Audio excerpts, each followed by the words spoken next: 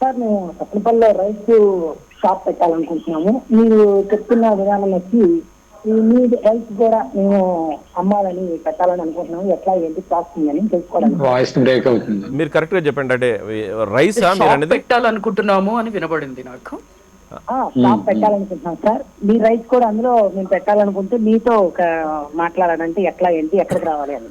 బాపన్న గారు వాళ్ళు చెప్పేది ఏంటంటే దేశీ ఈ వరికి సంబంధించిన ధాన్యంతో రైస్ మార్కెట్ చేయాలనుకుంటారట. సో ఎట్లా ఏ విధంగా చేసుకోవాలి, మీతో కలిసి పనిచేయవచ్చా? ఎందుకంటే దేశీ వరికి సంబంధించి తక్కువ కదా మార్కెట్లో ఉండేది. అవునండి, దానికి తప్పకుండా అండి. మంచి ఆలోచన. ఈ మంచి ఆలోచనకి మేము గత 10 సంవత్సరాల్లో ఒక 7 సంవత్సరాల నుంచి కూడా భాగ్యనగరం నుంచి కావచ్చు, విజయవాడ నుంచి కావచ్చు, గుంటూరు నుంచి కావచ్చు, చాలా మంది ఆర్గానిక్ స్టోర్ వాళ్ళు, ఇది జరిగిన వాస్తవం చెప్తున్నాను, వాళ్ళందరికీ మా బియ్యం అమ్మాలని కోరిక ఉంటుంది. కానీ నేను వాళ్ళకి ఆఫర్ చేసిన ఒకే ఒక విషయం ఏంటంటే, మీరు ఎకరానికి 10,000 చొప్పున మా గ్రామంలో రైతులకు ఇవ్వండి. ముందుగా అడ్వాన్స్గా, ఉచితంగా కాదు. 1,00,000 రూపాయల చేతిలో పెట్టుకోండి. 10 మంది రైతులకి నేను అప్పచెప్తాను. వాళ్లతో ఎటువంటి రసాయనాలు వాడకుండా, కలుపు మందులు వాడకుండా, యూరియా డిఏపీలు వాడకుండా పూర్తి ప్రకృతి వ్యవసాయ విధానంతో చేయించే బాధ్యత నేను తీసుకుంటాను. దీంట్లో నాకు ఎటువంటి లాభాపేక్ష కాకుండా, కమిషన్ కాకుండా నేరుగా రైతునే మీకు అప్పచెప్తాను అని చెప్పానండి. ప్రతి ఒక్కళ్ళు నేను చెప్పిన మాట వినడం, తర్వాత మళ్ళీ అడ్రస్ లేకుండా వెళ్ళిపోవడం, ఇలా జరుగుతుంది. వాళ్ళకేమో మనం పండించిన బియ్యం కావాలి.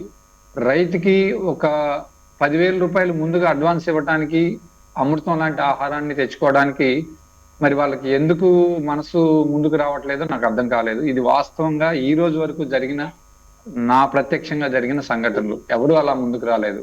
మీరు ఇలాంటి ఆలోచనలతో ముందుకు వస్తే 100% మేము మీకు అండగా నిలబడి సపోర్ట్గా ఇంకొంతమందికి మంచి ఆహారాన్ని అందించడానికి మేము ముందుగా మా గ్రామ రైతులు, అత్తోట గ్రామ రైతులు కూడా సిద్ధంగా ఉన్నారు.